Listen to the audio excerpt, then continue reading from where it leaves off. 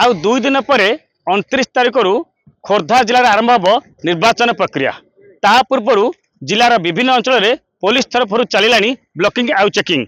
बर्तमान आम अच्छु ये Khordha model police station area जहाँकि खोर्धा हलदिया रोड यही बाटे कटक जिला को जाइए बाटे नयागढ़ जिला को जाइए बाटे बांकी बर्तमान पुलिस तरफ विभिन्न स्थान में ब्लॉकिंग चेकिंग आरंभ होती है। ब्लॉकिंग चेकिंग नेतृत्व नहीं खोर्धा एसडीपीओ दिलीप कुमार दास। सर आप नमस्कार नंदीगोष्ठ तरफ आम देखु बर्तमान राति 12टा 12:30 हम विभिन्न स्थान में बर्तमान खोर्धा जिला पुलिस तरफ ब्लॉकिंग चेकिंग चलती कौन यार रही उद्देश्य?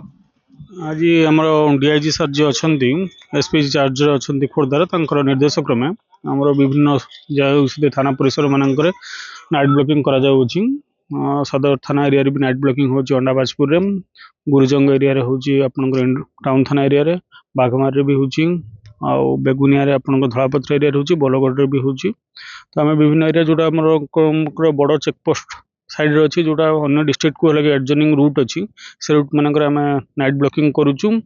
तो इलेक्शन प्रिपेयरनेस आम सब जिन लगे रेडी कर रखीचु आगो को चेकिंग आहुरी जोरदार हम।